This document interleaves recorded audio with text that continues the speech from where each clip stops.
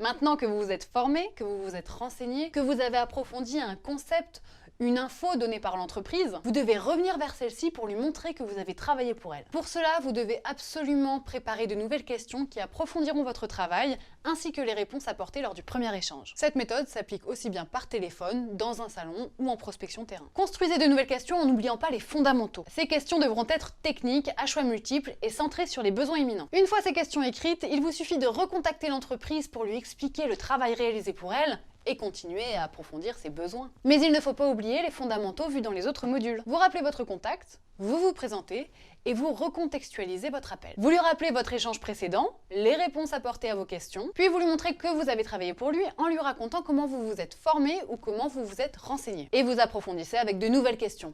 Regardez, je vous montre. Oui, bonjour Monsieur Hervé, c'est Agnès. On s'était rencontrés lors du salon WebTech de Lyon. On avait échangé à propos de votre projet Machine Learning. Vous vous souvenez de moi? Ah oui, bonjour, oui.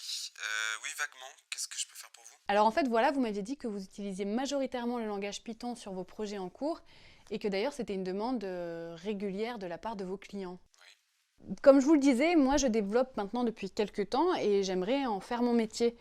Mais je connaissais pas encore très bien Python ou les machine learning, du coup je commence à me former. Ah oui. Oui, et j'ai suivi un parcours d'initiation sur ces sujets sur le site udemy.com, vous le connaissez peut-être d'ailleurs. Et je vais bientôt avoir terminé un parcours un peu plus poussé d'ailleurs, car c'était important pour moi de me mettre à niveau vis-à-vis de vos besoins et de ceux du marché.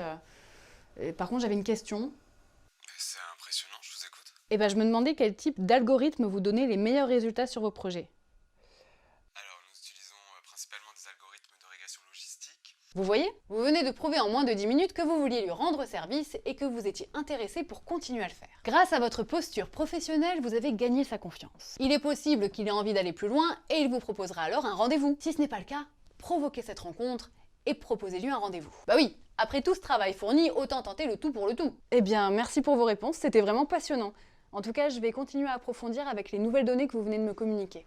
Je vous en prie, bonne journée. Je voulais savoir si vous accepteriez de me rencontrer, je serais ravie de vous montrer mon travail et de pouvoir échanger à ce sujet. Je suis autodidacte sur beaucoup de langages et il est important pour moi de me confronter au regard d'autres personnes et surtout de professionnels.